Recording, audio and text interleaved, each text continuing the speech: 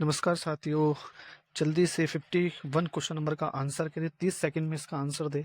हैदराबाद को जनमत संग्रह के माध्यम से भारत में शामिल किया गया। जूनागढ़ को पुलिस कार्रवाई के माध्यम से, और असम ऐसा भारत का पहला राज्य था जिसने सार्वभौमिक वयस्क मताधिकार के आधार पर चुनाव कराया। इसका जल्दी से आंसर करिए। 30 सेकंड में आंसर दे। Option A, B, C, D. इसका जो आंसर है वो डी है। ठीक है, लेकिन इस कक्षा में आज हम सिर्फ आंसर ही नहीं देखेंगे। इस कक्षा में हम ये भी देखेंगे एग्जामिनर आपसे गलती कैसे कराता है।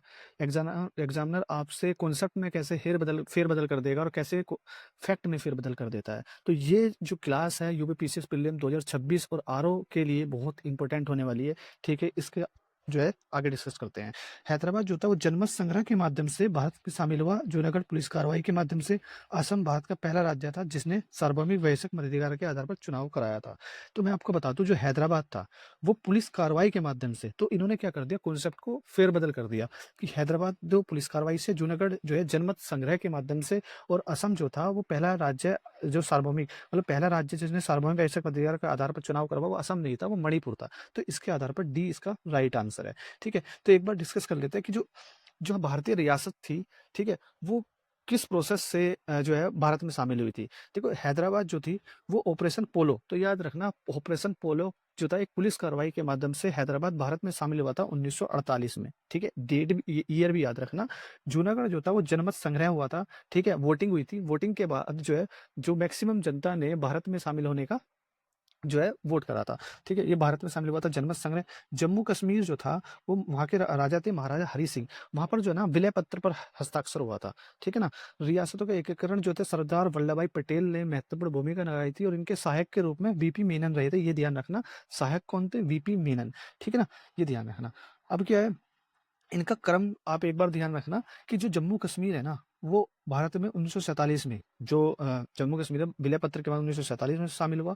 जूनागढ़ और हैदराबाद 1948 में शामिल हुआ। ठीक है, जूनागढ़ 1948 और हैदराबाद 1948। और जो मणिपुर और जो भोपाल है ना, ये 1949 में भारत में शामिल हुए थे। ठीक है, ये रियासत भारत में शामिल हुई थी। ठीक है, और ये जो सार्वभौमिक वयस्क मताधिकार के आधार पर जो चुनाव कराने वाला भारत का पहला राज्य बना था वो मणिपुर था, जून 1948 में। तो ये जरूरी फैक्ट है, याद रखना। ठीक है ना, आगे चलते हैं। ठीक, नेक्स्ट क्वेश्चन है। ठीक है, पहले कोशिश करना कि खुद से आंसर देने की कोशिश करना। ठीक है, और ये देखना आपके कितने आंसर ठीक हो रहे हैं, इससे आप अपनी तैयारी को जज कर पाओगे। और ये जो क्लास है ना, यहाँ फैक्ट और कॉन्सेप्ट बराबर आपको देखने को मिलेंगे। तो नीचे दो कथन दिए गए हैं, एक कथन और कारण आर। ठीक है, भारतीय संविधान में अल्पसंख्यक शब्द को परिभाषित नहीं किया गया। ठीक है, एक तो कथन ये है।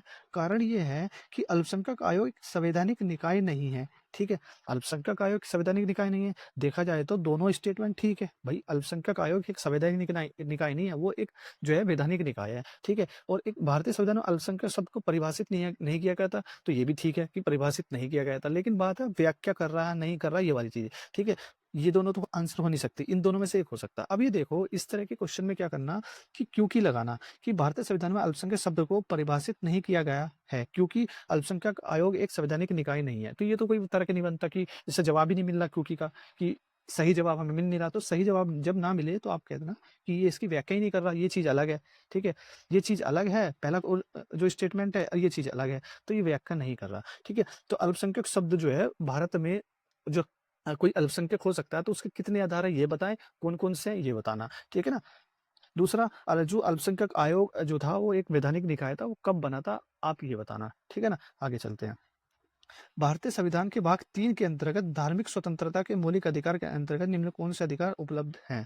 ठीक है, तो भाग 3 में, ठीक है, धार्मिक स्वतंत्रता कहाँ है, 25 से 28 तक है, 25 से 28 तक है। ठीक है, अब इसके अंतर्गत कौन कौन से मौलिक अधिकार आ रहे हैं वो बात करते हैं। ठीक है, अपने धार्मिक विश्वासों का दूसरे तक संचारण और प्रसार बिल्कुल कर सकते हैं। जो हम धार्मिक विश्वास है मैं उनका प्रचार कर सकता हूँ, प्रसार कर सकता हूँ। ठीक है, ये हो सकता है। तो ये पहला स्टेटमेंट सही है। प्रत्येक धार्मिक संप्रदाय जो है वो अचल और चल संपत्ति अर्जित करने का अधिकार है। अगर आप देखोगे तो आर्टिकल 25 में ये वाली बात कही गई है। जब आप सब क्लोज पढ़ोगे तो ये चीज है कि चल और अचल संपत्ति अर्जित करने का अधिकार है। तो दूसरा स्टेटमेंट भी, पहला ठीक है तो ये गलत, दूसरा जिसमें नहीं है दूसरा वो हटा दो। तो इसका मतलब ए और डी आंसर हो गया। राज्य द्वारा पूर्णतः वित्त पोषित, ठीक है? शैक्षिक संस्थान मतलब राज्य द्वारा पूर्णतः वित्त पोषित संस्थान की बात कर रहा है, मतलब सरकारी स्कूल जो 100% फंडेड है, ठीक है? तो धार्मिक शिक्षा वहाँ दी जा सकती है। क्या वहाँ धार्मिक शिक्षा दी जा सकती है? तो ये तो देखा जाएगा नॉर्मली ये गलत ही लग रहा है कि ये गलत है। धार्मिक शिक्षा जो 100% जो फंडेड जो गवर्नमेंट फंडेड है, वहाँ नहीं दी जा सकती। तो इसका मतलब तीसरा गलत हो जाएगा, ठीक है? अब आंसर बचा 1 और 2 मतलब ए ऑप्शन, ठीक है? तो ये बात आप ध्यान रखना। ठीक है? आपको मैं बता दूँ, जो धार्मिक शिक्षा है ना, वो किसको दी जा सकती है, कहाँ दी जा सकती है? ये देखो, धार्मिक शिक्षा जो है, एक तो 100% जो फंडेड जो वो सरकारी गवर्नमेंट फंडेड है, तो वो नहीं दिया जा सकता। मतलब गवर्नमेंट स्कूल में वहाँ तो नहीं हो सकता, ठीक है? वहाँ हम धार्मिक शिक्षा नहीं दी जा सकती। फिर दी कहाँ जा सकती है? जो ऐसे संस्थान या ट्रस्ट जो सरकार से मान्यता प्राप्त है, फंड भी लेते हैं, लेकिन संचालित खुद हो रहे हैं, तो उस तरह के एजुकेशन में, उस तरह के इंस्टीट्यूशन में हम धार्मिक शिक्षा दे सकते हैं। लेकिन ये बात ध्यान रखना, जब धार्मिक शिक्षा दोगे, तो ये बाध्यकारी नहीं बनाओगे आप किसी भी स्टूडेंट से, ठीक है? अब 18 प्लस वाला स्टूडेंट होगा, तो उससे आपको ना कंसल्ट करना पड़ेगा, ठीक है? ये कि आप ज़बरदस्ती उस पे थोप रहे हो कि दो लो धार्मिक से, ऐसा नहीं कर सकते। अगर कोई 18 से कम एज का है, तो उसके माता-पिता से, अभिभावक से ये कंसल्ट करना पड़ेगा, ठीक है? उसको थोपना नहीं है। तो आप जो है, तो हमने देख लिया क्या? अब आगे चलते हैं, ठीक है? देखो ये जो है ना, यहाँ से ज़रूर एक क्वेश्चन आपको पीसीएस प्रीलिम्स में, आरओ में ज़रूर, या किसी भी अन्य वनडे एग्ज़ाम या यूपीएससी में एक क्वेश्चन ज़रूर मिलेगा, ठीक है?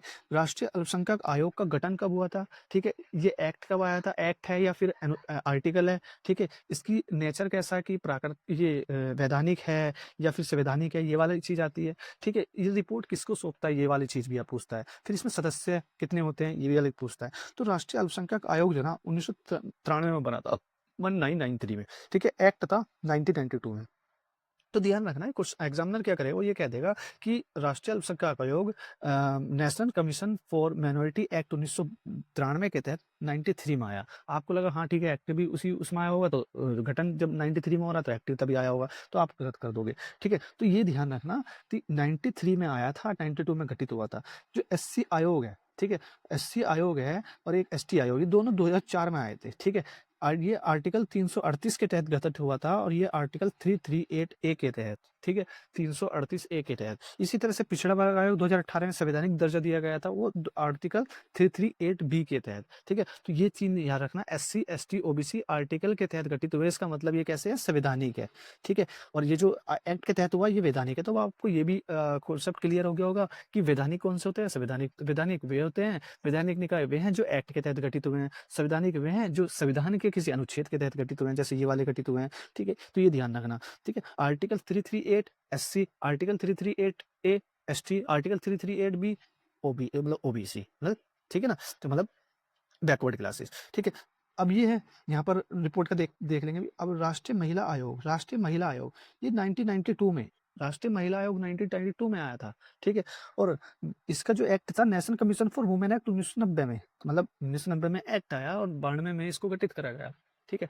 ऐसी यहाँ पर ये वाला क्या था, ये था 1992 और 1993 में गठित हुआ था। ये क्या है, ये है 1990 में आया था, ठीक है? एक्ट आया था, 1992 में गठित हुआ था, ठीक है? महिला आयोग, तो महिला आयोग क्योंकि एक्ट से गठित हुआ है, तो ये वैधानिक हो जाएगा। ऐसे ही राष्ट्र बाल अधिकार संरक्षण आयोग जो है गठित हुआ था, 2007 में गठित हुआ था, 2005 के एक्ट के तहत, ठीक है? तो ये भी वैधानिक हो जाएगा। तो ये ध्यान रखना, बाल के लिए अधिकार संरक्षण आयोग बना था 2007 में, एक्ट 2005 में आया था। महिला आयोग एक्ट आया था 1990 में, और आयोग बना था 1992 में, ठीक है? अल्पसंख्यक आयोग बना था 1992 में, एक्ट बना था 1992 में, और गठित हुआ था आयोग ये 1993 में, ठीक है? नीति आयोग आपको पता ही है 2015। तो नीति आयोग के बारे में ये चीज ध्यान रखना, तो ये वैधानिक है ना संवैधानिक है, क्योंकि ये जो था एक कैबिनेट रिजोल्यूशन के तहत आया था, मतलब कैबिनेट जो था वो प्रस्ताव लेकर आया था, तब ये गठित हुआ था। तो ये गैर संवैधानिक है, गैर वैधानिक है, ठीक है? अब इसके बारे में और चीजें बात कर लेते हैं। देखो, ये रिपोर्ट किसको प्रस्तुत करता है, जो अल्पसंख्यक आयोग, देखो जो आप देखोगे जितने भी ये हैं यहाँ पर संवैधानिक है, वो तो सब राष्ट्रपति को कर रहे हैं, ठीक है? राष्ट्रपति को कर रहे हैं। लेकिन जो वैधानिक है, जितने भी जैसे बाल अधिकार संरक्षण वाला हो गया, महिला आयोग वाला हो गया, ठीक है? या अल्पसंख्यक हो गई, ये किसको कर रहे हैं, केंद्र सरकार को कर रहे हैं रिपोर्ट, ठीक है? जो इनकी एनुअल रिपोर्ट होती है, वो किसको दे रहे हैं, केंद्र सरकार को दे रहे हैं, संवैधानिक बॉडी दे रही है जो है राष्ट्रपति को, ठीक है? इनके मेंबर आप एक बार देख लेना कि इसमें चेयरपर्सन 5 मेंबर होते हैं, एक चेयरपर्सन होता है, टोटल 6 मेंबर हो जाते हैं, ठीक है? इसमें जो आ जाती है, मतलब एससी आयोग है, इसमें एक चेयरपर्सन, एक वाइस चेयरपर्सन, 3 अलग मेंबर होते हैं, ठीक है? ये एक बार मेंबर आप देख लेना, जो पॉज करके वीडियो, ठीक है? अब आगे चलते हैं, ठीक है? ये देखो, थोड़ा यहाँ से जो है एक बार देख लेना कि आर्टिकल 3838 ए, 338 बी, ठीक है? ये एक्ट के तहत, ठीक है ना? ये आप देखना। अब आगे देखो, ये संवैधानिक बॉडी है, कुछ संवैधानिक है, कुछ वैधानिक है दूसरी, ठीक है? जो कैग है, कैग आपको पता है, ठीक है? आर्टिकल 148 के तहत बना है, ठीक है? 1950 में, ठीक है? तो आर्टिकल 148 के तहत कैग है, तो कैग एक संवैधानिक बॉडी हो जाएगी। ये किसको रिपोर्ट करेगी? राष्ट्रपति को रिपोर्ट करेगी। अब राष्ट्रपति को रिपोर्ट कर रही है केंद्र के मामले, अगर राज्यों का मामला आ जाएगा तो राज्यपाल को रिपोर्ट करेगी। तो ये आपको ध्यान आए आगे, ठीक है ना? एक यूपीएससी, यूपीएससी आपको पता है, ठीक है ना? यूपीएससी 1950 में गठित हुई है, वैसे 1926 में भी गठित हुई थी, ठीक है ना? ये ध्यान रखना। अब आर्टिकल 315, ठीक है? इसके गठित, ठीक है ना? ये हो गया, एक संवैधानिक बॉडी है ये, ठीक है? अब ये किसको रिपोर्ट करेगी? राष्ट्रपति को करेगी, ठीक है? क्योंकि संवैधानिक बॉडी है, ठीक है? अब है इलेक्शन कमीशन ऑफ इंडिया, ये 1950 में गठित हुआ था, 25 जनवरी 1950, इसी दिन जो है, ठीक है? आर्टिकल 324 के तहत, आर्टिकल 324 के तहत 1950 में ये गठित हुआ था इलेक्शन कमीशन ऑफ इंडिया, संवैधानिक है, ठीक है? राष्ट्रपति को ही रिपोर्ट करेगा ये, ठीक है? एक है चीफ इन्फॉर्मेशन, मतलब जो है central information commission, central information commission ये आरटीआई एक्ट 2005 के तहत गठित हुआ था, 2005 में ही, तो इसका मतलब ये वैधानिक हो जाएगा। जब वैधानिक हो जाएगा तो केंद्र सरकार को रिपोर्ट कर रहा है ये, ठीक है? ये ध्यान रखना। अब सीवीसी, सेंट्रल विजिलेंस कमीशन, ठीक है? केंद्रीय सतर्कता आयोग, ठीक है? ये 2003 में इसे वैधानिक दर्जा दिया गया था और 1964 में ये बना था, ठीक है? ये ध्यान रखना, 1964 में बना था, 2003 में इसको वैधानिक दर्जा दिया गया था। सीवीसी एक्ट 2003 के जो वैधानिक है, तो लेकिन अब यह देखो, यहाँ पर थोड़ा सा क्वेश्चन अब बनेगा यहाँ, ठीक है? ये राष्ट्रपति सीवीसी जो है, विजिलेंस जो है, ये राष्ट्रपति को रिपोर्ट कर रहा है, ठीक है? थोड़ा सा ये आप ध्यान रखना, ठीक है? ठीक है? तो सीवीसी राष्ट्रपति को रिपोर्ट कर रहा है, और सब जितने अभी मैंने निकाय अभी तक देखे हैं, वो वैधानिक जो है बॉडी वो कर रही है केंद्र सरकार की रिपोर्ट, और जो संवैधानिक बॉडी है वो कर रही है हमारी जो है प्रेसिडेंट को रिपोर्ट, ठीक है? अभी तक जितने देखे हैं, लेकिन सीवीसी जो है वो अलग निकला है, तो इसको ध्यान रखना। अब लोकपाल है, तो लोकपाल एक्ट 2013 के जो है एक्ट 2013 के तहत गठित हुआ था, 2019 में इन्हें पुनर्गठित करा गया था इस तरह का। वैधानिक है, ठीक है? केंद्र सरकार को रिपोर्ट कर रहा है, तो ये हो गया। अटर्नी जनरल है, ठीक है? आर्टिकल 1900, मतलब ये ईयर मत याद रखना, ठीक है? ये इसका भी कैग का भी ये मात्र याद रखना, ये तो वो है जब से संविधान लागू हुआ है, ठीक है? आर्टिकल 76 जो है अटॉर्नी जनरल, आर्टिकल 76 के तहत आता है, ठीक है? ये संवैधानिक पद है, ठीक है? सरकार को कानूनी सलाह देता है, ठीक है? अब हमने क्या देख लिया, हमने ये देख लिया कि एक तो ईयर याद रहेंगे, ठीक है? एक्ट याद रहेंगे, आर्टिकल याद रहेंगे, या ये याद करने हैं। दूसरा वैधानिक है, संवैधानिक, ये आप पता ही लगा लोगे आराम से, क्योंकि आपको एक्ट का पता होगा, आपको आर्टिकल का पता होगा। बात आती है रिपोर्ट किसको करेगा, तो हमने देख लिया, संवैधानिक करेगा राष्ट्रपति को और वैधानिक करेगा केंद्र सरकार को, बस सीवीसी को छोड़ देंगे, ठीक है? सीवीसी को छोड़ देंगे, वो करता है राष्ट्रपति को ही, ठीक है? अब ये जो नेशनल ह्यूमन राइट कमीशन के बारे में बात है, ठीक है? ये कब गठित हुआ था? ये गठित हुआ था 1993 में, ठीक है? 1993 के एक्ट के तहत, ठीक है? तो नेशनल ह्यूमन राइट कमीशन 1993 में गठित हुआ। अभी तक जो हमने ये कमीशन, जैसे बच्चों वाला, चाइल्ड राइट वेलफेयर वाला देख लिया, ठीक है? या हमने वुमेन वाला देख लिया, ठीक है? हमने जो है माइनॉरिटी वाला देख लिया, ठीक है? तो ये माइनॉरिटी देख लिया, तो ये क्या था, अभी तक इनमें देख रहे थे, जो चाइल्ड वाला है 2005 में एक्ट आया था, 2007 में ये गठित हुआ था, ठीक है? वुमेन, ठीक है? अब वुमेन वाला 1990 में एक्ट आया था और गठित हुआ था 1992 में, ठीक है? इसी पर देखो, है ना? 1990 में गठित हो रहे हैं, 90 में एक्ट आ रहा है और 92 में गठित हो रहे हैं, 2005 में एक्ट आ रहा है, 2007 में गठित हो रहे हैं, 92 में एक्ट आ रहा है, 93 में गठित हो रहे हैं, ठीक है? तो यहाँ पे देखो 1992 में एक्ट आ रहा है, 93 में गठित हो रहे हैं, ठीक है? अब नेशनल ह्यूमन राइट कमीशन जो है 1993 में एक्ट आ रहा है और 1993 में ही गठित हो रहे हैं ये, ठीक है? तो ये हमें बात याद रखनी है, इनका ईयर भी याद रखना है, इनका एक्ट भी याद रखना है, ठीक है? नई दिल्ली में इसका हेडक्वार्टर है, वैधानिक है क्योंकि एक्ट के तहत गठित हुआ है। इसका अध्यक्ष जो है वो भारत का मुख्य न्यायाधीश होगा, चीफ जस्टिस ऑफ इंडिया होगा, या सर्वोच्च न्यायालय का कोई न्यायाधीश हो जाएगा, ठीक है? इसकी नियुक्ति राष्ट्रपति करता है, एक उच्च स्तरीय समिति होती है, वो सिफारिश करता है और नियुक्ति राष्ट्रपति करते हैं। कार्यकाल 3 वर्ष या 17 वर्ष की आयु तक जो भी पहला हो, तो पुनरावृत्ति इसकी हो सकती है, लेकिन 70 वर्ष की आयु के बाद नहीं हो सकता। मुख्य कार्य वही मूल अधिकारों की जांच करना, मानव अधिकारों की जांच करना, मूल अधिकार कह रहा हूँ, सॉरी, मानव अधिकारों के उल्लंघन की जांच करना, जेलों संस्थान के निरीक्षण करना, मानव अधिकारों के संरक्षण के लिए सरकार को सिफारिश भी देना, ठीक है? ये होता है। एनएचआर की सिफारिश से सामान्यतः सलाहकारी होती है, तो ये ध्यान है कि इसकी रिपोर्ट जो होती है वो जो सिफारिश करता है वो सलाहकारी होता है, ठीक है? ये हमने देख लिया, ठीक है? देखो माइनॉरिटी की बात जैसे हम अभी कर रहे थे, माइनॉरिटी का क्वेश्चन आया था, तो संविधान में माइनॉरिटी परिभाषित नहीं है, ठीक है? भारत में राष्ट्रीय स्तर पर धार्मिक समुदाय 6 है। 6 कौन-कौन से, ये आपको ध्यान रखना होगा। मुस्लिम है, सिख है, ईसाई है, बौद्ध है, पारसी है, जैन है। मुस्लिम, सिख, ईसाई, पारसी, बौद्ध, जैन, ठीक है? 18 दिसंबर को ये अल्पसंख्यक दिवस मनाया जाता है। राष्ट्रीय अल्पसंख्यक आयोग हमने देख ही लिया था, राष्ट्रीय अल्पसंख्यक आयोग 1993 में गठित हुआ था, 92 में एक्ट आया था, ठीक है? वैधानिक आयोग है ये भी हमें पता है, नई दिल्ली इसका मुख्यालय है, ठीक है? जो अल्पसंख्यकों को जो संवैधानिक संरक्षण मिला हुआ है वो आर्टिकल 29 और आर्टिकल 30 में मिला है। ये ध्यान रखना। आर्टिकल 29 और आर्टिकल 30 क्या है कि भाषा, लिपि और संस्कृति की रक्षा की बात करने को कह रहा है कि जो अल्पसंख्यक है उनके भाषा, लिपि और संस्कृति की रक्षा करने का अधिकार है उन्हें। वो भाषा की रक्षा करे, लिपि की रक्षा करे, संस्कृति की रक्षा करे, ठीक है? आर्टिकल 30 ये कहता है कि अल्पसंख्यक जो है वो शैक्षिक संस्थान स्थापित और प्रशासित करने का अधिकार है, कि अल्पसंख्यक जो है वो शैक्षिक संस्थान जो है ना वो स्थापित कर सकते हैं, उसका प्रबंधन प्रशासित कर सकते हैं। तो आर्टिकल 30 में ये हो गया। आर्टिकल 350 ए में भाषाई अल्पसंख्यक के बच्चे जो है ना, जो अल्पसंख्यक बच्चे हैं उनके प्राथमिक स्तर पर मातृभाषा में शिक्षा की सुविधा, बच्चों को प्राथमिक स्तर मातृभाषा की सुविधा। आर्टिकल 350 भी कहता है भाषाई अल्पसंख्यक के लिए एक विशेष अधिकारी होगा, ठीक है? तो ये आर्टिकल 4 आर्टिकल याद रखना, आर्टिकल 29, आर्टिकल 30, आर्टिकल 30 350 ए, आर्टिकल 350 बी, ठीक है? राष्ट्रीय अल्पसंख्यक आयोग अध्यक्ष के साथ 5 सदस्य होते हैं, ठीक है? रिपोर्ट किसको करेगा वो आपको पता ही है, ये सब आपको पता है, ठीक है? इसमें आर्टिकल 25 के बारे में थोड़ा बता रखा है कि आर्टिकल 25 है क्या? आर्टिकल 25 होता है कि हमें ना अंतरात्मा की स्वतंत्रता, मतलब हम धर्म को किसी भी तरह मान सकते हैं, आचरण कर सकते हैं, प्रचार कर सकते हैं, ठीक है? अंतःकरण की स्वतंत्रता होती है हमें, ठीक है? लेकिन आर्टिकल 25 में ये भी कहता है आप धर्म प्रचार कर सकते हो, आप आचरण कर सकते हो, आप प्रचार प्रसार कर सकते हो, लेकिन दूसरे व्यक्तियों को धर्म परिवर्तन के लिए, धर्म परिवर्तन भी कर सकते हो, धर्म परिवर्तन के लिए मजबूर नहीं कर सकते आप, कि आप जबरदस्ती आप पैसे देकर करा रहे हो, जबरदस्ती करा रहे हो, ये नहीं कर सकते, वैसे आप कर सकते हो। आर्टिकल 25 कहता है।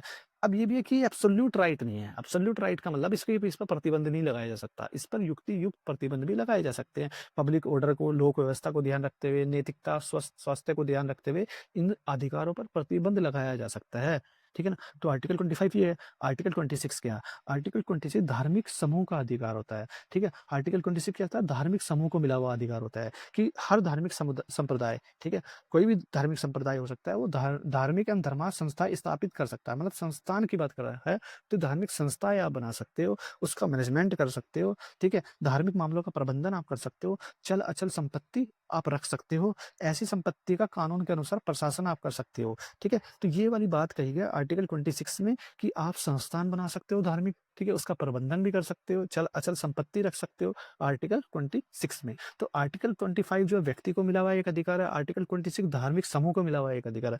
अब आता है आर्टिकल 27, ठीक है ना? आर्टिकल 27 ये कहता है कि किसी व्यक्ति के ऐसे कर देने के लिए बाध्य नहीं किया जा सकता, जिसका उपयोग किसी विशेष धर्म या धार्मिक संप्रदाय के प्रचार रख-रखाव के लिए विशेष रूप से किया जाता है, ठीक है? तो आर्टिकल 27 क्या है कि धार्मिक गतिविधियों पर कोई कोई भी टैक्स नहीं लगाया जा सकता। इसका मतलब यह नहीं होता कि टैक्स नहीं लग सकता, लेकिन हाँ, किसी विशेष पर टैक्स नहीं लगा सकते आप, कि आप जो है, ठीक है ना? तो ये वाली बात है कि ऐसा नहीं है टैक्स नहीं लग सकता, टैक्स लग सकता है लेकिन किसी विशेष पर टैक्स नहीं लगा सकते हैं, ठीक है? तो ये बाध्य किसी को नहीं करा जाएगा, ठीक है? ये हो गया आर्टिकल 28। आर्टिकल 28 कहता है कि हाँ, स्कूल कॉलेजेस में धार्मिक शिक्षा दी जा सकती है, नहीं दी जा सकती। वो हमने बात ही कर ली है कि किस में दी जा सकती है, किस में नहीं दी जा सकती, ठीक है ना? ये हो गया, ठीक है? तो ठीक है ना? तो ये क्वेश्चन जो था वो हमारा पूरा हो गया। इससे संबंधित जितने क्वेश्चन बन सकते थे हमने उस पर भी डिस्कस कर लिया है, ठीक है? कोई कॉन्सेप्ट है हमने उस पर भी डिस्कस कर लिया है, ठीक है? अब आगे चलते हैं, ठीक है? अब है कि भारतीय संविधान का अनुच्छेद 32, ठीक है? अब 32 को याद करो, थोड़ा-सा वीडियो को पॉज़ कर लेना, 30 को बताना वो 32 है क्या, ठीक है? अब आगे चलते हैं कि इसके में कौन-सा सत्य नहीं है, कथन दे रखे हैं, सत्य कौन-सा सत्य नहीं है, ठीक है? ठीक है? वह उच्चतम न्यायालय उच्च न्यायालय को मूल अधिकार के प्रवर्तन के रीट जारी करने की शक्ति देता है। देखो ये कह रहा है उच्चतम न्यायालय को और उच्च न्यायालय को, जबकि ऐसा नहीं है। आर्टिकल 32 सिर्फ सुप्रीम कोर्ट को ये शक्ति देता है कि वो रीट जारी कर सकता है मूल अधिकारों के उल्लंघन के लिए, ठीक है? ये ध्यान रखना। ठीक, जबकि हाई कोर्ट तो 2226 के तहत करता है, ठीक है? तो ये तो स्टेटमेंट गलत हो जाएगा, सत्य नहीं है तो ये इसका तो पहले ही आंसर दिख रहा है, ठीक है? आंसर ए आ गया। आगे भी पढ़ लेते हैं वैसे, ये भारतीय संविधान के भाग 3 में सम्मिलित किया गया है और इसके लिए स्वयं एक मूल अधिकार बिल्कुल है, भाग 3 में है और स्वयं एक मूल अधिकार है, ये ध्यान रखना स्वयं एक मूल अधिकार है, भाग 3 में भी है, ठीक है? वो ऑप्शन 3 कहता है कि डॉक्टर अम्बेडकर ने इसे भारतीय संविधान की आत्मा कहा था, तो बिल्कुल सच बात है, भारतीय संविधान की आत्मा डॉक्टर भीमराव अम्बेडकर ने कहा था, ठीक है? डी ऑप्शन है जिस व्यक्ति का कोई मौलिक अधिकार उल्लंघित नहीं हुआ, उसे अनुच्छेद 32 के तहत शिकायत करने का कोई अधिकार नहीं है। बिल्कुल है, जिसका मौलिक अधिकार उल्लंघित हुआ ही नहीं है, उल्लंघन हुआ ही नहीं, वो आर्टिकल 32 का यूज़ कैसे करेगा? वो नहीं कर सकता। तो ये हमने जाना कि आर्टिकल 32 में क्या है, ठीक है? ठीक है, आर्टिकल 32 और आर्टिकल 226 वो है एक जैसे ही, ठीक है? इसमें कुछ अंतर है, वो हम बात करते हैं। आर्टिकल 32 जो है ना, वो सुप्रीम कोर्ट को क्या करता है, सुप्रीम कोर्ट को शक्ति देता है कि मूल अधिकार के उल्लंघन पर आप जो है रिट जारी कर सकते हैं।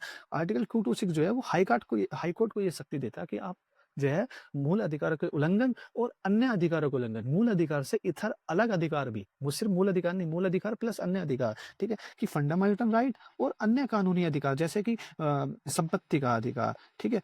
संपत्ति का अधिकार हो गया, ठीक है? राइट टू प्रॉपर्टी वाला हो गया। तो अगर राइट टू प्रॉपर्टी का उल्लंघन हुआ है और आप 32 के तहत सुप्रीम कोर्ट अब नहीं जा सकते, क्योंकि राइट टू प्रॉपर्टी है ना, वो एक संवैधानिक अधिकार, वो मूल अधिकार नहीं है, संवैधानिक अधिकार है, कानूनी अधिकार है, ठीक है? तो आप 226 के तहत जा सकते हो, ठीक है? तो ये वाला हो गया। तो हमने ये डिफरेंस देख लिया कि ये सिर्फ फंडामेंटल राइट्स के लिए होता है, ये फंडामेंटल राइट के अलावा अन्य कानूनी अधिकार के लिए भी होता है। दूसरा, फंडामेंटल राइट नहीं है, ठीक है? ये भी है कि प्रकृति कैसी है कि आर्टिकल 32 खुद एक फंडामेंटल राइट है, लेकिन आर्टिकल 226 फंडामेंटल राइट नहीं है, ठीक है? रिट जारी करने की शक्ति, भाई सुप्रीम कोर्ट भी रिट जारी कर सकता है इसके तहत, और हाई कोर्ट भी रिट जारी कर सकता है। सुप्रीम कोर्ट 5 रिट जारी कर सकता है और हाई कोर्ट भी 5 रिट जारी कर सकता है। अब ये क्वेश्चन आ जाए कि सुप्रीम कोर्ट 5 रिट जारी करता है लेकिन हाई कोर्ट 3-4 रिट जारी करता है, ऐसा कुछ कोई क्वेश्चन बन जाए, तो आप ध्यान रखना दोनों ही 5 रिट जारी करते हैं। हैबियस कॉर्पस हो गया, मैंडेमस हो गया, प्रोहिबिशन हो गया, सर्क्यूलरी हो गया, क्यू वारंटो होगा, तो इस तरह की 5 जो है रिट जारी करता है। क्षेत्राधिकार की बात करें तो आप सिंपल सा है, सुप्रीम कोर्ट का क्षेत्र एरिया पूरा देश है, पूरे भारत में, जबकि जो हाई कोर्ट है वो मुख्य संबंधित राज्य क्षेत्र की उसका क्षेत्र होता है, क्षेत्राधिकार, ठीक है?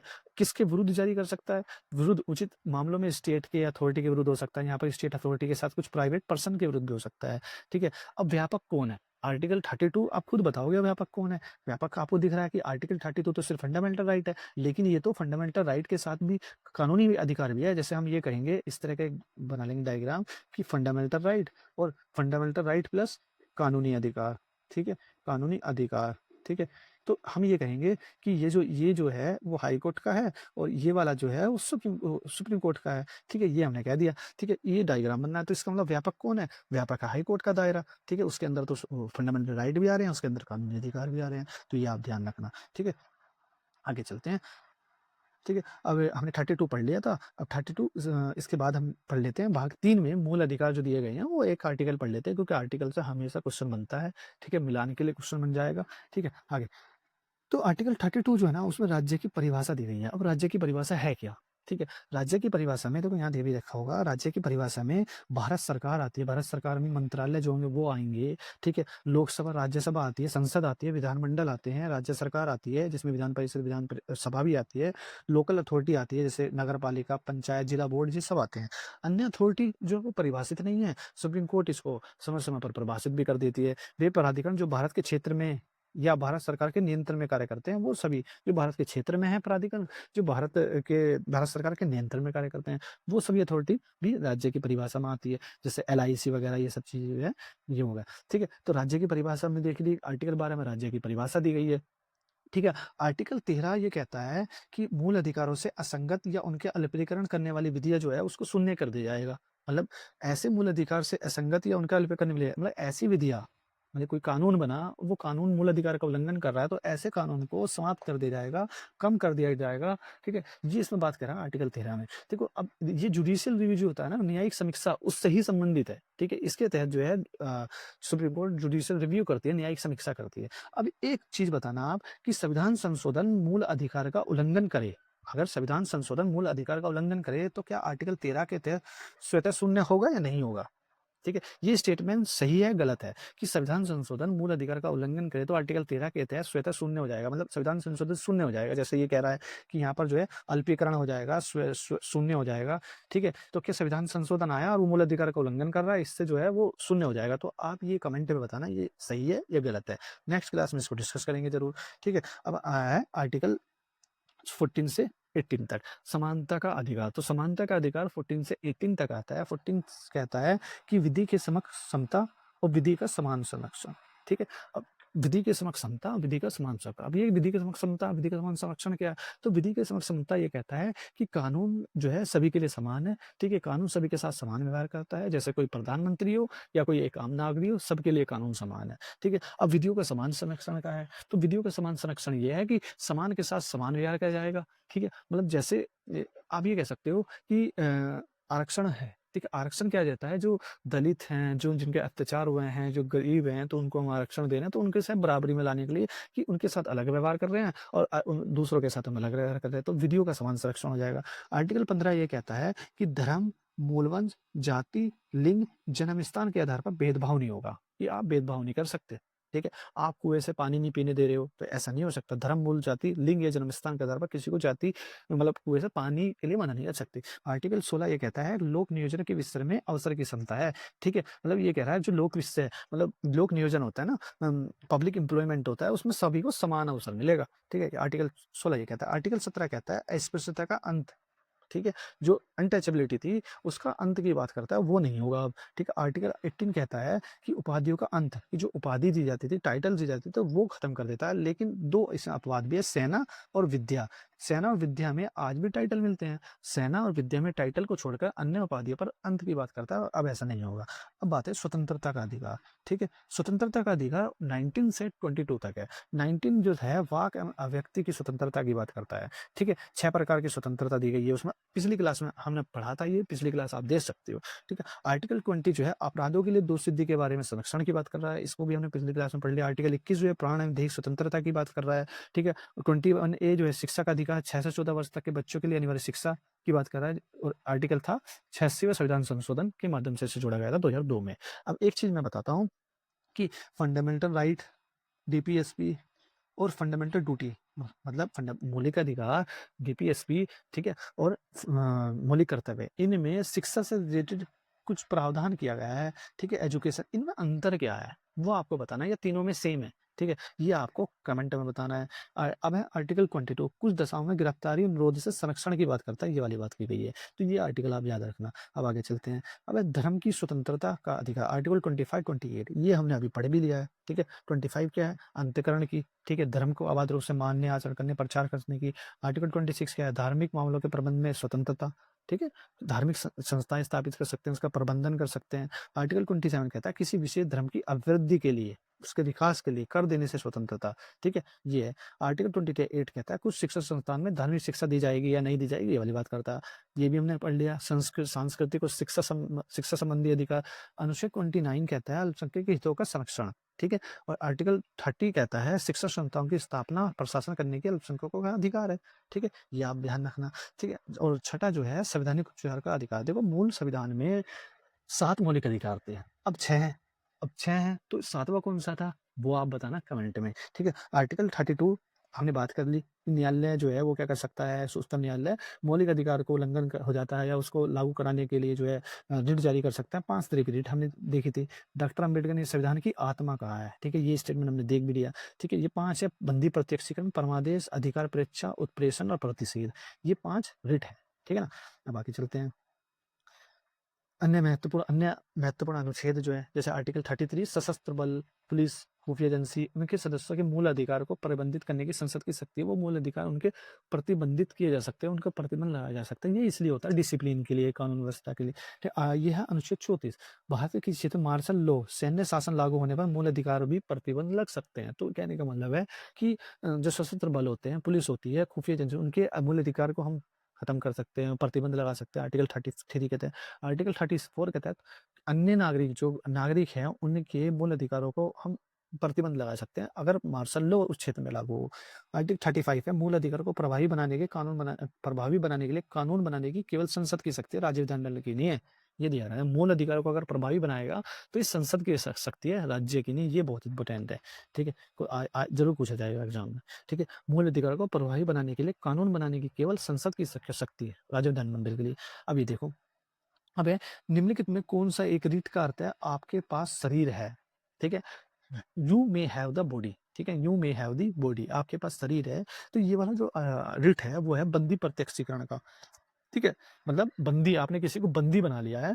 ठीक है, तो मतलब आपके पास शरीर है। ठीक है, इसका आंसर हो जाएगा हैबियस कॉर्पस, इंग्लिश में हैबियस कॉर्पस। तो आपको मैं एक चीज बता दूं, ये रीड जो है ये इंग्लिश में भी याद कर लेना, हिंदी मीडियम वाले, और इंग्लिश मीडियम वाले तो इंग्लिश में करेंगे ही, तो हिंदी वाले इंग्लिश में भी जरूर कर लेना। ठीक है ना, तो इस तरह का क्वेश्चन अगर आप आ गया, अगर हिंदी मीडियम को इंग्लिश नहीं पता तो गलत हो जाएगा, तो ये कर लेना आप। ठीक है, तो रीड का आपके पास शरीर है, हैबियस कॉर्पस। ठीक है ना, अब दूसरा है जो उत्प्रेषण रीट है, ठीक है? उत्प्रेषण रिट है, जो प्रोहिबिशन सर्टिटरी रिट है, ठीक है? एक उच्च न्यायालय द्वारा एक अवर न्यायालय को जारी की जाती है। उत्प्रेषण जो है वो जारी की जाता है, ठीक है? उत्प्रेषण क्या होता है? उत्प्रेषण की मँगा लेना, ठीक है? उसको मँगा लेना, ठीक है? जो भी केस है उसको छोटी अदालत से बड़ी अदालत में आ जाना, ये होता है। अब इसमें क्या, किसी विशेष मामले में आगे की कार्रवाई रोकने के लिए किसी अधीनस्थ अदालत को, मतलब यहाँ पर जो है उच्च अवर न्यायालय ये कह रहा है अधीनस्थ न्यायालय को कि विशेष आगे की कार्रवाई रोक दो। तो ये रोकने वाली बात तो ना प्रतिषेध में होती है। प्रतिषेध आप वर्ड से भी समान मान रहे हो, प्रतिषेध, रोक दो, प्रोहिबिट, ठीक है? प्रोहिबिट, रोक दो, ठीक है? प्रतिषेध लगा दो। तो ये तो आंसर गलत है। दूसरा है, किसी मामले की कार्रवाई के रिकॉर्ड की समीक्षा के लिए स्थानांतरित करने के लिए किसी अधीनस्थ अदालत को, मतलब किसी मामले की कार्रवाई के रिकॉर्ड को समीक्षा करनी है तो उसको स्थानांतरित करो, उत्प्रेषित उत्प्रेषित करो, भाई मेरे पास लाओ। तो यहाँ ये तो कह रहा है रिकॉर्ड को समीक्षा के लिए स्थानांतरित करो, आंसर ये है, ठीक है? तो यहाँ ना आपको थोड़ा समझना पड़ेगा, ये थोड़ा कॉन्सेप्चुअल क्वेश्चन है, थोड़ा समझना पड़ेगा, ठीक है? अब सी ऑप्शन कह रहा है, एक अधिकारी को किसी विशेष पद पर आसीन होने के अपने अधिकार को सिद्ध करने के लिए कह रहा है। तो ये क्या हो सकता है?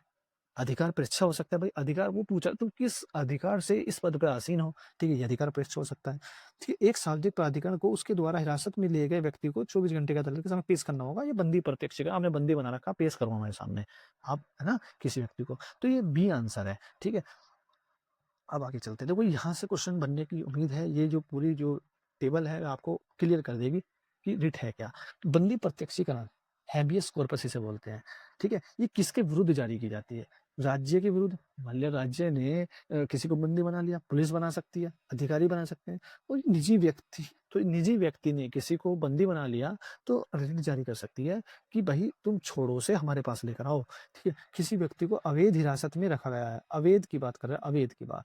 बंदी को कोर्ट के सामने, जो बंदी है ना उसको कोर्ट के सामने लेकर आओ, बंदी प्रत्यक्षीकरण, ठीक है? शरीर उनके पास है तो हमारे पास लाओ अब, ठीक है? अब परमादेश, परमादेश मैंडेमस, ठीक है? परमादेश मतलब परम आदेश, हम आदेश देते हैं, मतलब इसमें कोर्ट आदेश दे रही होगी, ठीक है?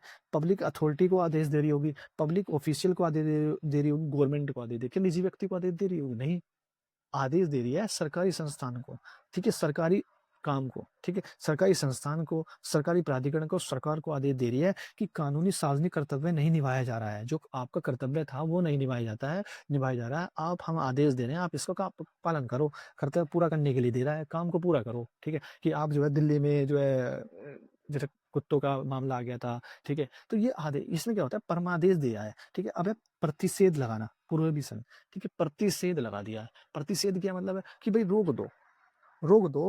रोकना मतलब है लोअर कोर्ट को कह सकता है, tribunal, judicial, quasi judicial body. तो देखो ये कोर्ट के मामले में सारा कुछ आ रहा है, ठीक है? कोर्ट के मामले, यहाँ तो जा सरकारी संस्थान के बारे में, सरकार को, यहाँ पर अधिकारी, राज्य, पुलिस, निजी व्यक्ति को, यहाँ कोर्ट को आ रहा है। कोर्ट ने क्या करा, कार्रवाई चल रही हो और वह अपनी जुरिडिक्शन मतलब क्षेत्राधिकार से बाहर जा रहा है, उनको लग रहा है बाहर जा रहा है, इनका क्षेत्र तो है ही नहीं, तो ये कहेगा भाई रोक दो, प्रतिषेध लगा दो, आगे की कार्रवाई को रोक दो, तो वो रोक देगा, ठीक है? तो ये क्या करेगा, ये न्यायालय कर रही है ऐसा, ठीक है? एक उच्च न्यायालय अपने जो अधीनस्थ न्यायालय उसको ये कह रही है भाई रोक दो, प्रतिषेध लगा दो, कार्रवाई को रोक दो।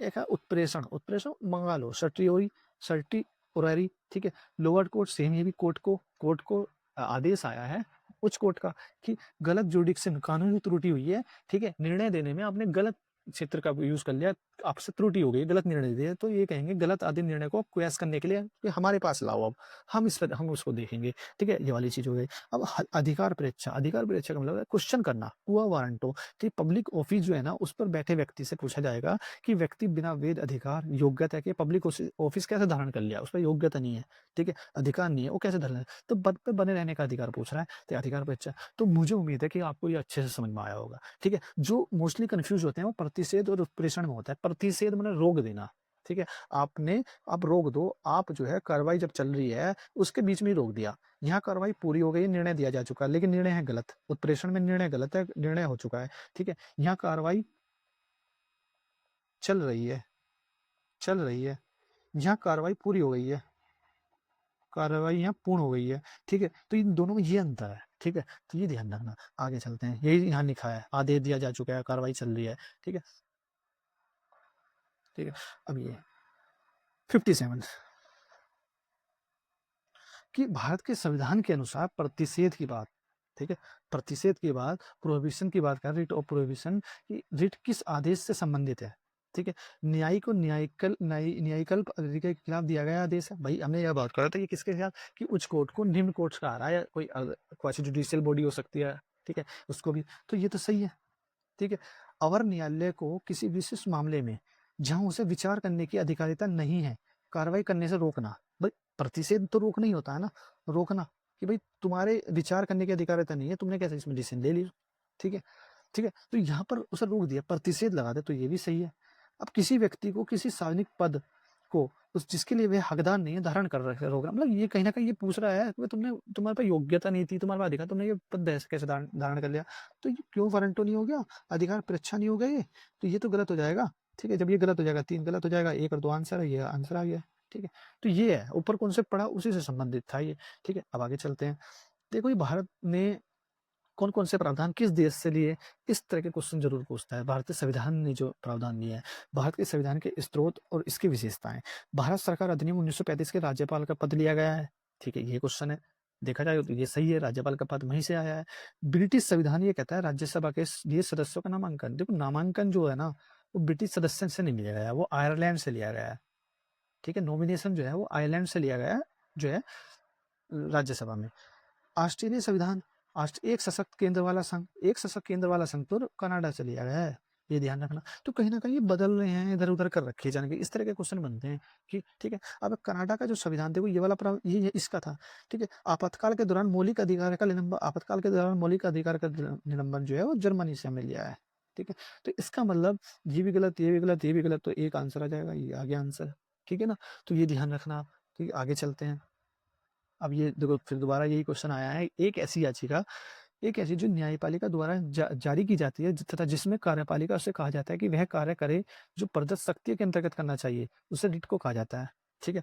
अब सिंपल सा वहां हमने क्या पढ़ा था, अब देखो हमने क्या पढ़ा था, कर्तव्य पूरा करो, कौन? सरकारी, ठीक है? सरकारी संस्थान सरकार को आया था, ठीक है? ये तो कोर्ट को आ रहे हैं, ठीक है? वहां सरकार की बात हो रही है, ठीक है? ये दोनों सरकार को आ रहे हैं, ठीक है? ये दोनों कोर्ट को आ रहे हैं, ये भी पब्लिक ऑफिस को आ रहा है, यहाँ निजी व्यक्ति है, ठीक है? सिर्फ निजी व्यक्ति बंदी प्रत्यक्षीकरण के मामले में है, ये ध्यान रखना, कॉन्सेप्ट क्लियर रखना, ठीक है? तो हमने देखा कि जो शक्ति की बात कर रहा है तो वो तो मैंडेमस कर रहा है, ठीक है? ये तो हमने मत देख लिया भाई, परम आदेश की बात हो रहा है ना, परम आदेश, हम तुम्हें आदेश देते हैं कि तुम अपने कर्तव्य का पालन करो, तो ये इसमें आंसर होगा, ठीक है? अब आगे क्योंकि ये वाला चीज जो है ना, भारत के संविधान के स्रोत, इसको एक बार समझ लेते हैं, इसको एक बार पढ़ लेते हैं, ठीक है?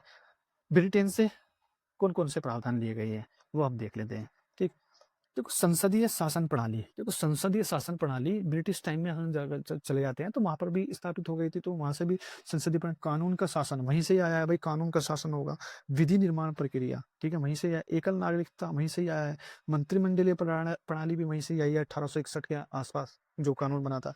संसदीय विशेषाधिकार, द्विसदनीय व्यवस्था भी वहीं से ही आया है। आप देखोगे तो जब हम पढ़ेंगे ना 1935 का एक्ट, 1947 का एक्ट, ठीक है, 1900, ये जब एक्ट पढ़ेंगे 1892 का एक्ट, 1861 का है, तो ये चीजें वहां मिलेगी आपको। संसदीय शासन प्रणाली, रूल ऑफ लॉ, विधि निर्माण प्रक्रिया, एकल नागरिकता, मंत्रिमंडलीय प्रणाली, संसदीय विशेषता, दर्शनीय व्यवस्था। आगे चलते हैं जो अमेरिका की, तो अमेरिका से मूल मौलिक अधिकार हमने लिया है, ठीक है?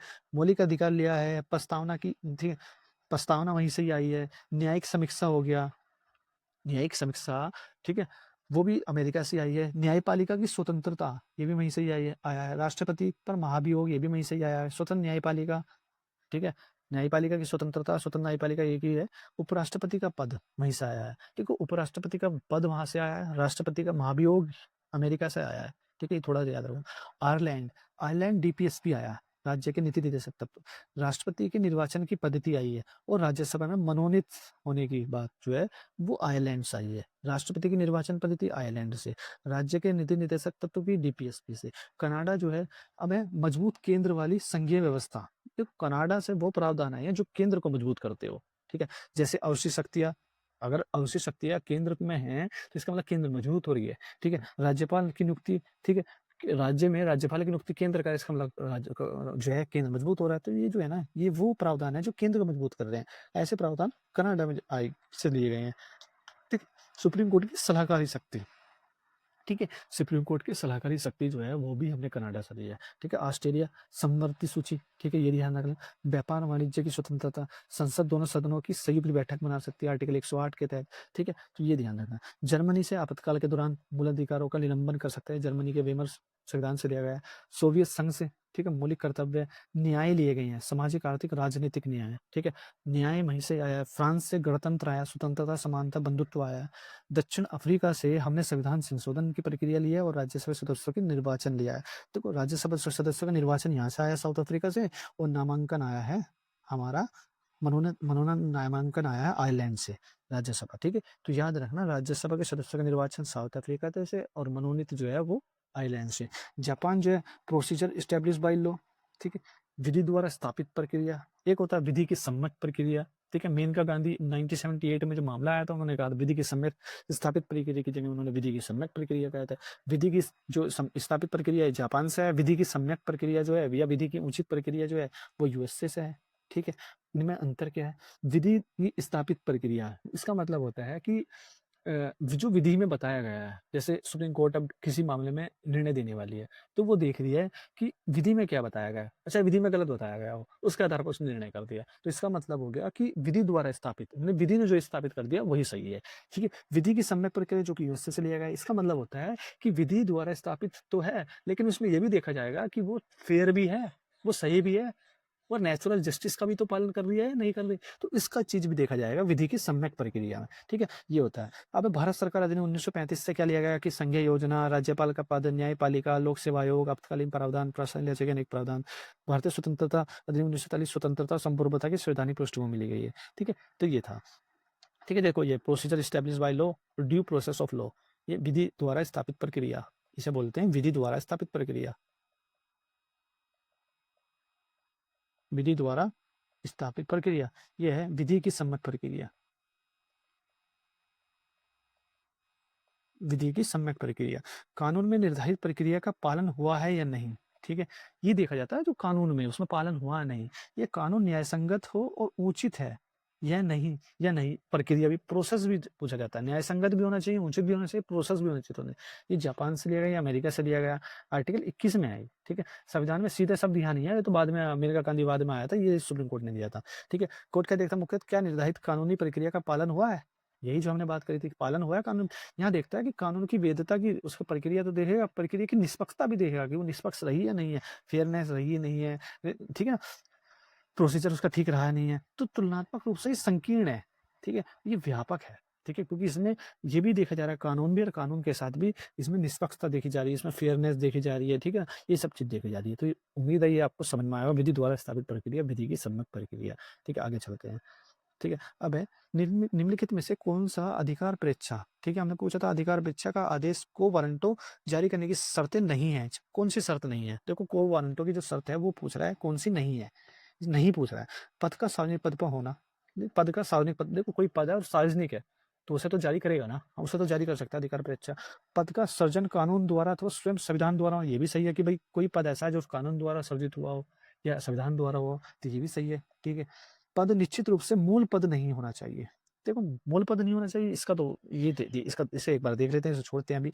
ऐसे व्यक्ति द्वारा वह पद संभालने से संविधान अथवा कानून का उल्लंघन हुआ हो, ऐसे व्यक्ति द्वारा वह पद संभालने से संविधान अथवा कानून का उल्लंघन हुआ हो, ठीक है? तो ये जब अधिकार परीक्षा जो है कि भाई ये तो ये कह रहा है कि इसमें तो बात कही जाती है कि भाई तुमने किस योग्यता से तुम उस पर बैठे हो, अधिकार परीक्षा, ठीक है? लेकिन अब ये जो सी वाला ऑप्शन है ये देखो कि मूल पद नहीं होना चाहिए, ये मतलब कि मूल पद होना चाहिए, ठीक है ना? सार्वजनिक और मूल पद जो है वो होने की बात जरूरी करता है कि जब भी ये शर्त लागू होगी, ठीक है? तो ये ध्यान रखना आप।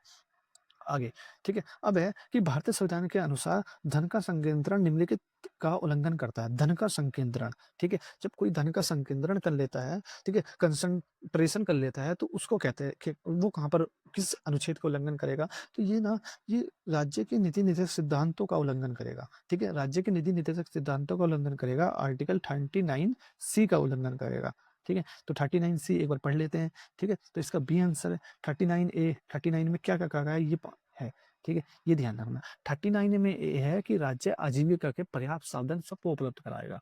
आजीविका की बात करता है 39 ए। 39 बी कहता है कि जो राज्य है वो संसाधनों का सब में समान वितरण करेगा। ऐसा नहीं है कि किसी को ज़्यादा दे दिया किसी को, संसाधनों का समान वितरण करेगा, आर्टिकल 39 बी। आर्टिकल 39 सी कहता है कि राज्य जो है वो धन का संकेंद्रण को रोकेगा, ठीक है? असमानता को वो कम करेगा, वो ये कह रहा है, असमानता को कम करेगा, धन के संकेंद्रण को रोकेगा। आर्टिकल 39 डी कह रहा है समान कार्य के लिए समान वेतन मिलेगा, चाहे महिला हो, चाहे पुरुष हो या कोई अन्य हो, ठीक है? आर्टिकल 39 ए कह रहा है कि वर्कर जो होते हैं, श्रमिक होते हैं, बच्चे होते हैं, उनकी प्रोटेक्शन करेगा, ठीक? बच्चों की और श्रमिकों की प्रोटेक्शन। आर्टिकल 39 कहता है चाइल्ड डेवलपमेंट और प्रोटेक्शन की बात करता है, ठीक है? तो ये ध्यान रखना। 39 लाइवलीहुड की बात करता है, आजीविका की बात करता है। 39 बी रिसोर्सेज जो बात करता है कि रिसोर्सेज सबको समान वितरण होगा, इक्वली डिस्ट्रीब्यूट करेंगे। 39 से वेल्थ कंसंट्रेशन को रोकेगा, धन संकेंद्रण को रोकेगा, ठीक है? ये हो गया। 39 डी इक्वल पे को करेगा। 39 जो वर्कर चिल्ड्रन प्रोटेक्शन की बात करता है, ठीक है? ये होगा। नेक्स्ट चलते हैं। देखो, भारतीय संविधान की तीसरी अनुसूची में निम्न में से किससे संबंधित प्रावधान शामिल है? इसका आंसर आप करना। तीसरी अनुसूची में कौन से प्रावधान शामिल है? क्योंकि हमने ये कल पढ़ा है, जिसने कल की क्लास ना देखी हो वो कल की क्लास देख ले जाकर, ठीक है? उसमें ये अनुसूची हमने पढ़ी है, ठीक है? तो इसका आप कमेंट में आंसर देंगे, ठीक है? आगे चलते हैं, ठीक है? भारतीय संविधान की 12 अनुसूची, फिर दोबारा यहाँ पर हमने बता रहे हैं कि पहली अनुसूची कौन सी है? राज्य और केंद्र शासित प्रदेश के नाम और उनकी भौगोलिक क्षेत्र की बात कर रहा है, राज्य और केंद्र शासित प्रदेश के नाम। दूसरी अनुसूची और तीसरी अनुसूची, दूसरी प्रमुख पदाधिकारी राष्ट्रपति, राज्यपाल, लोकसभा, विधानसभा अध्यक्ष, सुप्रीम कोर्ट, हाई कोर्ट, ठीक है? इनके न्यायाधीशों के या कैग के जो है वेतन भत्ते पेंशन की बात कर रहा है, वेतन भत्ते और पेंशन की बात कर रहा है। तो यहाँ का जो है ना पेंशन को बात करेंगे, हमें पेंशन की बात कर रहा है, यहाँ पर जो है आर्टिकल 3 जो है शपथ की बात कर रहा है, ठीक है? ओथ की बात कर रहा है। तो हमने क्या कल कहा था? पीओ, ठीक है? अगर सेकंड अनुसूची ये और थर्ड अनुसूची ये, अगर कंफ्यूजन हो जाती है तो पीओ, ठीक है? तीसरी अनुसूची विभिन्न संवैधानिक पदाधिकारी द्वारा पद ग्रहण करते समय ली जाने वाली शपथ की बात करी थी, जिसमें राष्ट्रपति नहीं आते हैं। चौथी अनुसूची राज्य और केंद्र शासित प्रदेशों के लिए राज्यसभा की सीटों का आवंटन। चौथी अनुसूची राज्यसभा में सीटों का आवंटन। पांचवी अनुसूची अनुसूचित क्षेत्र और अनुसूचित जनजाति क्षेत्र जनजातियों के प्रशासन नियंत्रण संबंधित। छठी अनुसूची एएमटीएम, असम, मेघालय, त्रिपुरा, मिजोरम राज्य के जनजातीय क्षेत्रों के प्रशासन से संबंधित विशेष बात। तो एएमटीएम याद रखना, क्योंकि छठी अनुसूची पूछ सकते हैं इनमें से कौन सा राज्य नहीं है, ठीक है? असम, मेघालय, त्रिपुरा, मिजोरम। सातवीं अनुसूची विषयों की बात करता है, शक्तियों के विभाजन, विषयों की बात करता है, केंद्र और राज्यों की संघ सूची, राज्य सूची और समर्थित सूची। आठवीं अनुसूची जो है संविधान के द्वारा मान्यता पर 22 भाषाओं की बात करें। नौवीं अनुसूची जो कि भूमि सुधार और अन्य कानून से संबंधित अधिनियम से संबंधित है, भूमि सुधार से संबंधित है, ठीक है ना? तो ये ध्यान रखना, हाँ, ठीक। तो नौवीं अनुसूची। अब है 10वीं अनुसूची। 10वीं अनुसूची दल बदल से संबंधित है, 52वां संविधान संशोधन 1985, ठीक है, के माध्यम से जोड़ी गई है। तो 9वीं अनुसूची पहले संविधान संशोधन से जोड़ी गई है, ठीक है? मूल संविधान में 8 ही अनुसूची थी, ठीक है? अब 11वीं अनुसूची 73वें संविधान संशोधन 1992 से जोड़ी, जिसमें कुल 19 विषय हैं, ठीक है? ये 12वीं अनुसूची नगरपालिका और 11वीं अनुसूची पंचायत, ठीक है? 74 कॉन्स्टिट्यूशन अमेंडमेंट, इसमें 18 विषय हैं, तो ये ध्यान रखना, ठीक है? तो अनुसूची को भूलना ना। अब ये भाग है, ये भी इंपॉर्टेंट है, यहाँ से भी एक क्वेश्चन जरूर आ जाता है किसी भी एग्जाम में, ठीक है ना? भारतीय संविधान के महत्वपूर्ण भाग की बात करता है। भाग 1 है संघ और उसके राज्य क्षेत्र की बात करता है, अनुच्छेद 1 से 4, ठीक है? भाग 2 नागरिकता की बात करता है, अनुच्छेद 5 से 11, ठीक है? भाग 3 मूल अधिकार, अनुच्छेद 12 से 35।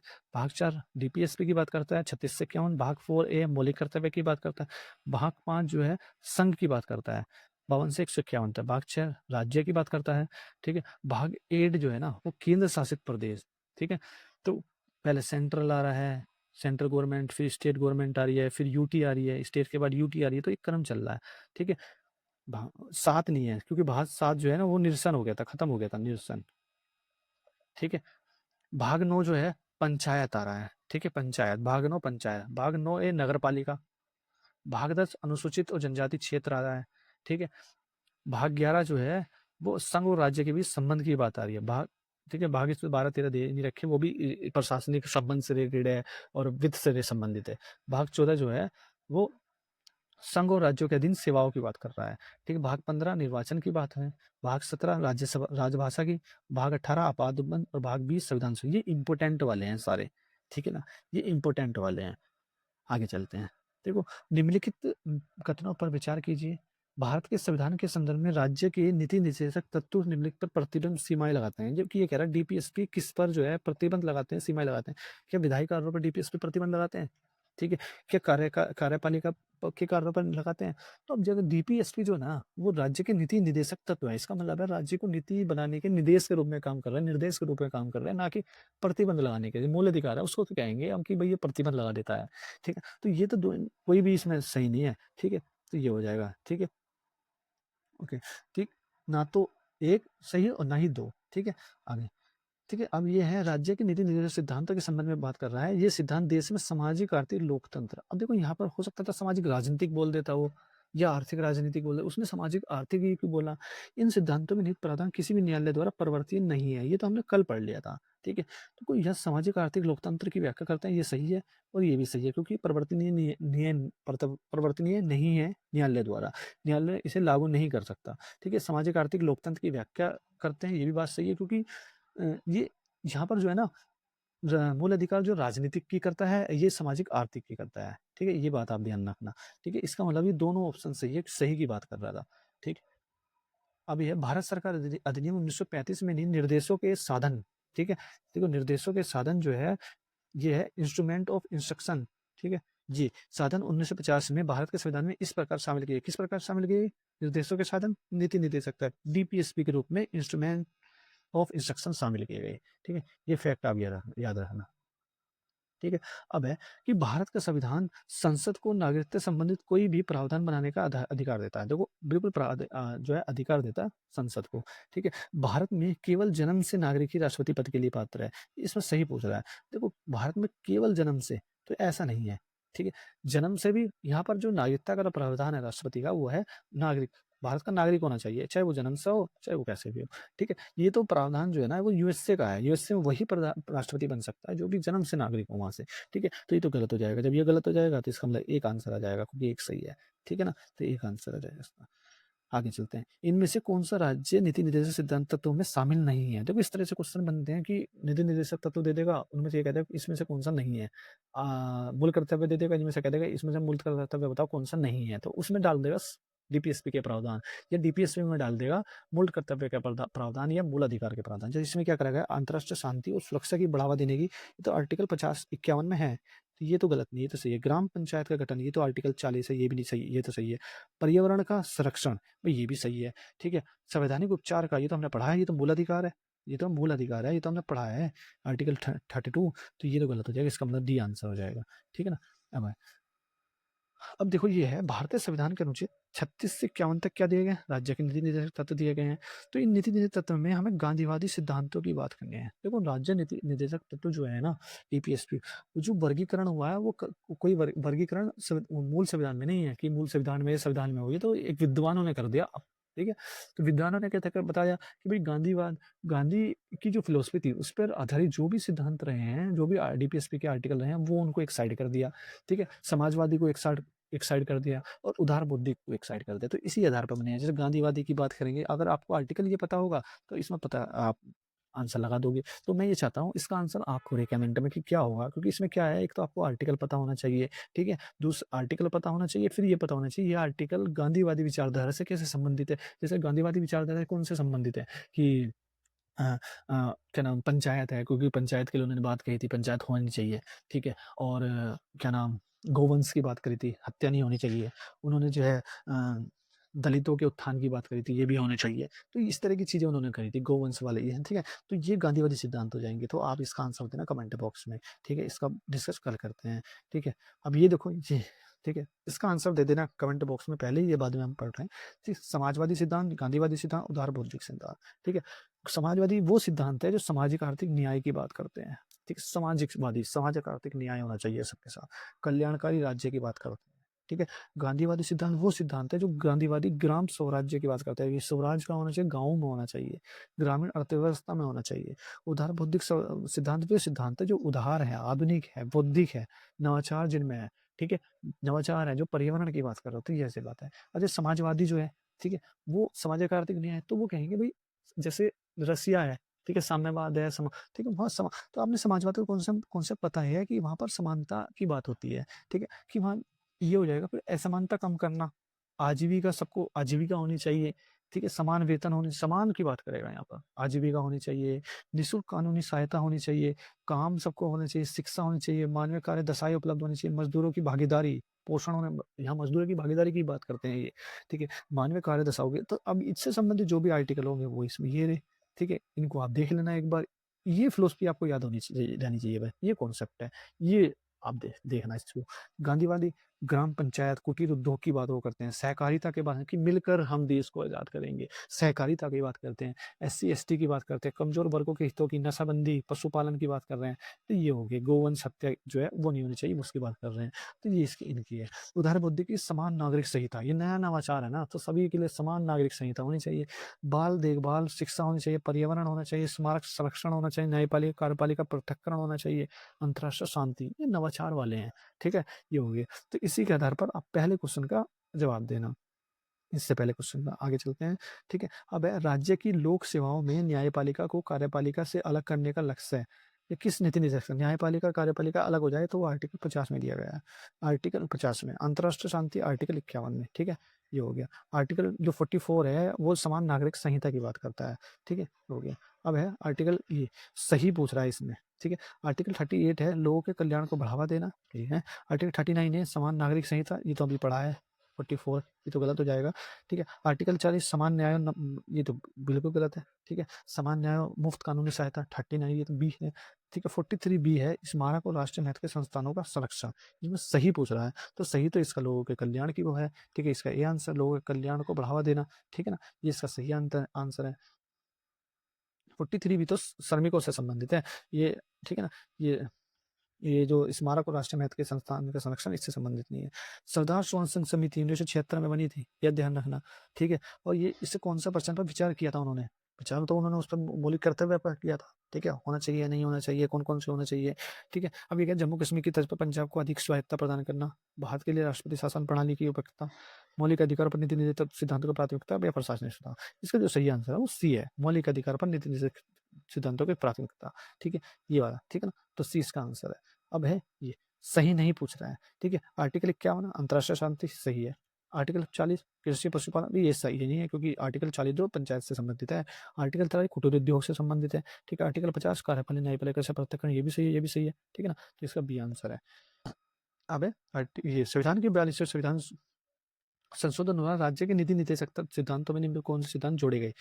42 के सिद्धांत 42 कॉन्स्टिट्यूशन अमेंडमेंट हुआ था, उससे कौन-कौन से प्रावधान डीपीएसपी में जोड़े गए थे? वो देखना, पुरुष और महिला दोनों के लिए समान कार्य के लिए समान वेतन होना चाहिए, ठीक है? अब पुरुषों के लिए ये हमने बात करी है इक्वल पे होना चाहिए 39 है ना? उसमें उद्योग के प्रबंधित श्रमिकों की भागीदारी, भाई ये 39 बी है, ठीक है? वो 39 बी कह रहा 43 बी, ठीक है? अब 43 बी ठीक है? काम, शिक्षा और सार्वजनिक सहायता का अधिकार, काम का, शिक्षा का और जीविक मजदूरी और मानव संसाधन की सुरक्षा का अधिकार। इनमें से कौन-कौन से जोड़े गए? इनके ऑप्शंस क्या है? ऑप्शन नहीं है क्या? अच्छा इनमें कौन-सा सिद्धांत जोड़ा गया है? एक है इसका आंसर है, ठीक है? वो तो इसका 42 जो है ना, इसका 42 का बी इसका आंसर औद्योगिक के प्रबंधन में श्रमिकों की भागीदारी जोड़े गए थे। अब देखो इसको देख लेते हैं एक बार कि देखो ये जो जो 3 जोड़े गए थे 42 के तहत, ठीक है? 39 ए समान न्याय और निःशुल्क विधिक सहायता, ठीक है?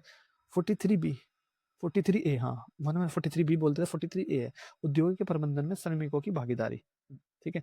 तो 43 बी जो है, ये तो सहकारिता से संबंधित है, ठीक है? 43 बी, ठीक है? जो कि 97 में कॉन्स्टिट्यूशन अमेंडमेंट में आया था। 43 ए जो है, उद्योग के प्रबंधन श्रमिकों की भागीदारी। 39 है, समान न्याय, निःशुल्क विधिक सहायता, नालसा वाली बात। अब ये ध्यान रखना, नालसा कब गठित हुआ था, ये बताना आप मुझे कमेंट बॉक्स में। 48 ए पर्यावरण और वन्यजीव संरक्षण, 48 ए पर्यावरण और वन्यजीव संरक्षण, ठीक है? 42 में 3 जोड़े गए थे, देख लो कौन-कौन से हैं। 44 में 38 2 जोड़ा गया था, ठीक है? 86 में 45 शिक्षा वाला प्रावधान जोड़ा गया था, 97 में 43 बी वही सहकारिता वाला, ठीक है? 44 ये राज्य आय की असमानता को कम करने के लिए प्रयास करेगा, ठीक है? ये आगे चलते हैं। 1861 के भारतीय परिषद अधिनियम के बारे में बताना है। वैसे ये अधिनियम जो है हम सारे एक बार पढ़ेंगे।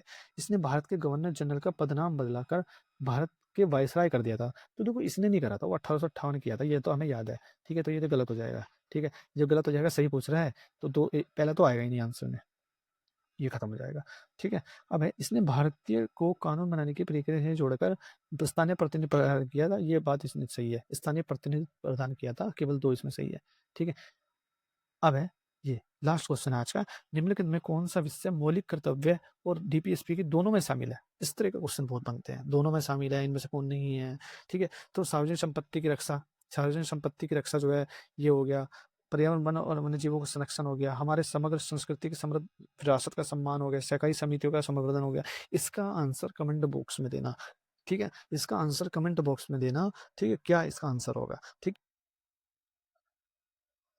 है? तो ये ठीक है ना? ये आज की लास्ट क्वेश्चन था। कल को फिर हम इसको जारी रखेंगे, ठीक है? 150 क्वेश्चन करा देंगे, टोटल 300 क्वेश्चन हमारे होने वाले हैं, ठीक है? 300 क्वेश्चन में आपकी पॉलिटी ऐसी हो जाएगी कि आपको कॉन्सेप्ट भी पता होंगे, आपको फैक्ट भी पता होंगे और आपके पीसीएस प्रीलिम्स में 20 में से आप 18 से 20 नेट क्वेश्चन करेक्ट करके आने वाले हैं। ये देखना एग्ज़ाम वाले दिन पता लगेगा, ठीक है? तो आज के लिए धन्यवाद। हमारे चैनल को लाइक करें, सब्सक्राइब करें, शेयर ज़रूर करें, ठीक है? Thank you.